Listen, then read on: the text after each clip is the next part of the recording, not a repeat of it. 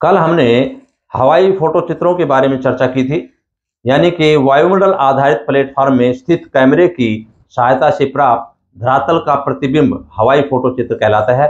आज हम करेंगे हवाई फोटो चित्र कितने प्रकार के होते हैं। यहाँ हम इनको डिवाइड करेंगे तो हम देखेंगे कि पहले हमारा जो है on the basis of scale के आधार पर हवाई फोटो चित्र कितने प्रकार के हैं, उसके बाद में झुकाव के आधार पर कितने प्रकार के हैं, यानी कि on the basis of tilt, और इसके प्रकार से कैमरा इकाई के आधार पर फोटोग्राफ कितने हैं, और फिल्म यूज्ड की है उसके आधार पर फोटोग्राफ्स कितने प्रकार के हैं, इनके बारे में हम चर्चा करेंगे। आइए पहला ही हम देखते हैं हमारा मापनी के आधार पर फोटोग्राफ कितने प्रकार के हैं। मापनी इसमें देखेंगे पहला है लार्ज स्केल एरियल फोटोग्राफ, यानी कि वृहद मापनी के हवाई फोटो चित्र।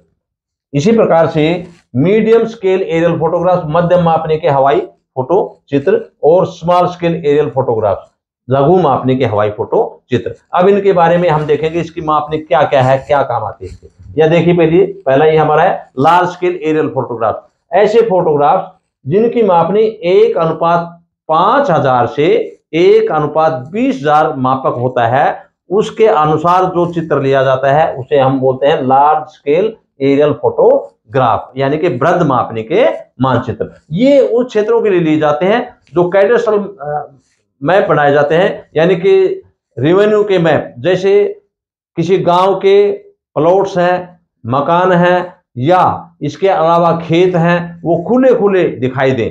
ऐसे प्रकार के जो स्केल होता है वो लार्ज स्केल के आधार पर बनाए जाते हैं। अभी आप देखते हो ये शहर है, इसकी बिल्डिंग्स हैं, इनको एक एक को आरामदारी से हम देख सकते हैं, इसकी क्योंकि रेवेन्यू की जो प्रॉपर्टी है उसको मापने के लिए हम लार्ज स्केल फोटोग्राफी का प्रयोग करते हैं।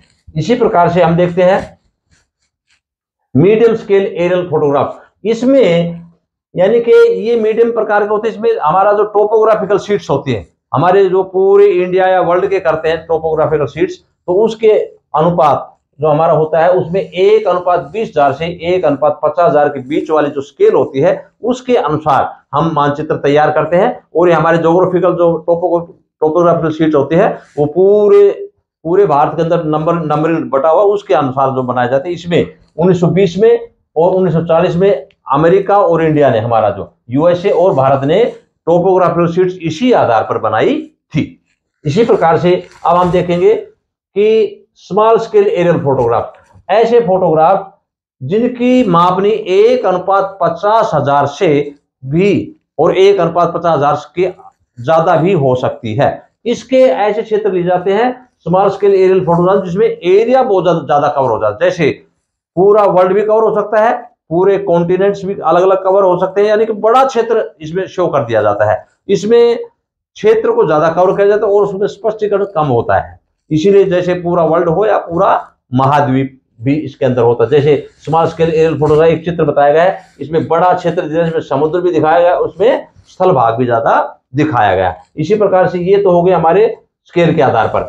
अब आएंगे हम यानी on the basis of tilt, झुकाव के आधार पर। झुकाव के आधार पर भी हम देखते हैं तो झुकाव हमारा होता है 3 प्रकार के। देखिए आप, हॉरिजॉन्टल, ऐसे हमारी भूमध्य रेखा उसके पैरेलल, इसी प्रकार से वर्टिकल 90 डिग्री के एंगल पर ऐसा हो, और इसी प्रकार से टिल्ट हो। टिल्ट का मतलब झुकाव के आधार पर थोड़ा ओब्लिक हो, जैसे सीधा न होकर के थोड़ा सा झुका हुआ हो, ऐसे अधिक भी और ज्यादा भी। इसी प्रकार से इसके 3 प्रकार हमारे ओब्लिक फोटोग्राफ्स, हाई ओब्लिक और लो ओब्लिक। इसी प्रकार से vertical, horizontal, oblique photographs, low and high. ये बिल्कुल क्लियर हो गया। अब इसको इसके डायग्राम के द्वारा हम समझते हैं। देखिए आप, ये है angle of optical axis.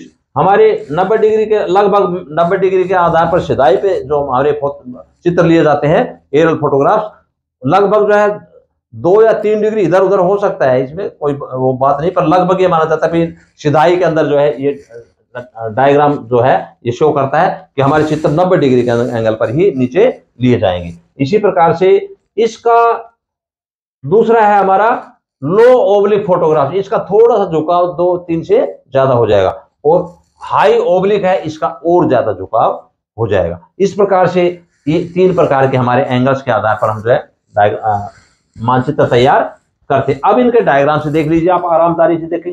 Vertical photographs का लेंगे तो इसमें क्या होता है, चाहे वो धरातल ढलवा भी क्यों नहीं हो, लेकिन वो हमें कैसा दिखाई देगा, फ्लैट दिखाई देगा। इस मानचित्र से आप देखते हैं ये ऊपरी भाग ढलवा है, इधर पानी है, लेकिन हमें ऐसा दिखाई देता है कि समतल है।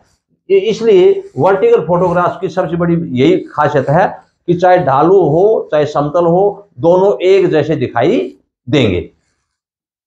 इसके इन्हें पहचानना मुश्किल हो जाता है थोड़ा सा।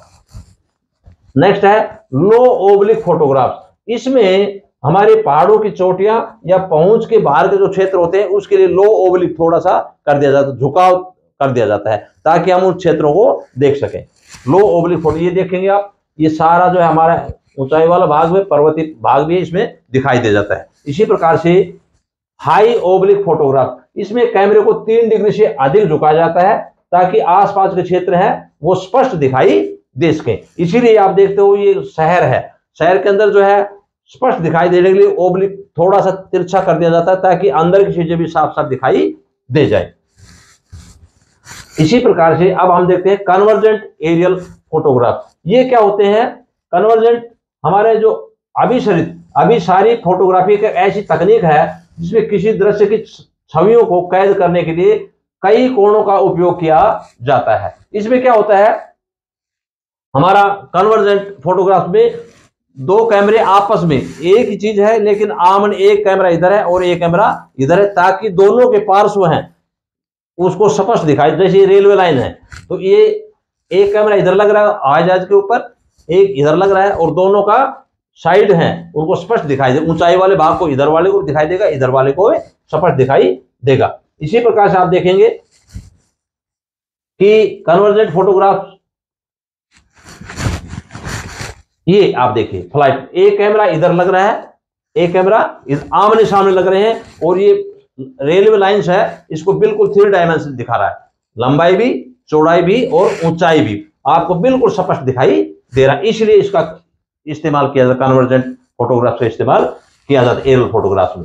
इसी प्रकार से इसके अलावा ट्राईमेट्रोगन या इसे बोलते हैं त्रि कैमरा, ट्राई कैमरा, यानी कि इसमें 3 कैमरे इस्तेमाल किए जाते हैं, साइड इधर भी और एक ऊपर भी, ताकि कोई चीज भी इसमें छुप नहीं सके। हालांकि इसका प्रयोग बहुत ही कम किया जाता है, उन्हीं का ज्यादा, कन्वर्जेंट का ज्यादा किया जाता है, लेकिन फिर भी इसका कहीं जरूरत हो तो इसका ट्राई कैमरे का इस्तेमाल भी किया जाता है। इसमें 3 कैमरे लगे होते हैं।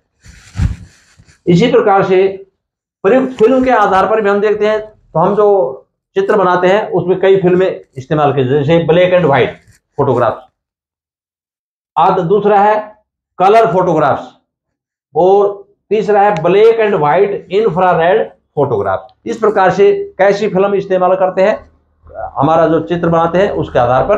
तो इस प्रकार से हम देखते हैं कि बिल्कुल जो है कैमरे के हमारे जो टाइप्स हैं उसके हमारे जो एरियल फोटोग्राफ्स के हैं, मैं समझता हूं कि आपको बिल्कुल स्पष्ट समझ में आ गया होगा। Thank you very much, thank you.